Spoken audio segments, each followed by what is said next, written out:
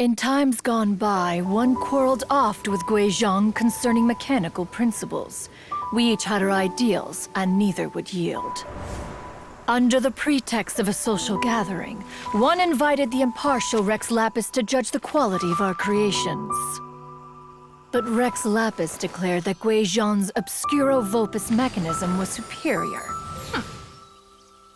Though one was too proud to acknowledge it, in one's heart, one knew that Guizhong was indeed the superior talent in the mechanical arts.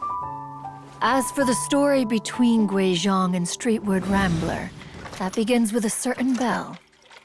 In Guizhong's opinion, while mechanisms were no substitute for human composers, they were yet capable of producing simple but fine melodies. But Streetward Rambler believed music to be an expression of the soul, an emotional enterprise that could never hope to be replicated by machinery. They argued endlessly, until one asked Rex Lapis to intercede. He confiscated the bell and designated it for ceremonial use. Thereafter, one would often find them convening in the mountains, discussing music, mechanics, and all the affairs of the mortal world. But these good times were not to last. War broke out between the gods, and soon engulfed the Guili plains. Guizhong was overpowered by the enemy, and fell in battle. When Streetwood Rambler and I arrived at the scene at long last, all that remained among the ruins was her lifeless body.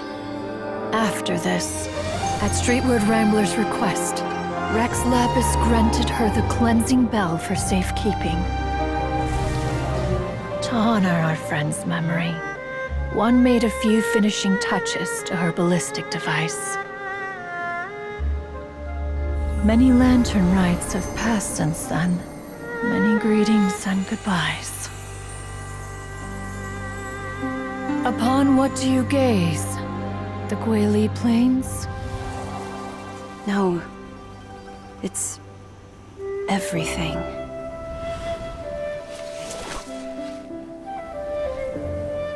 We think of human life as like a lantern that's lit one minute and extinguished the next. But are we Adepti so different? Perhaps as dust settles after a storm, we too must one day return to the world below.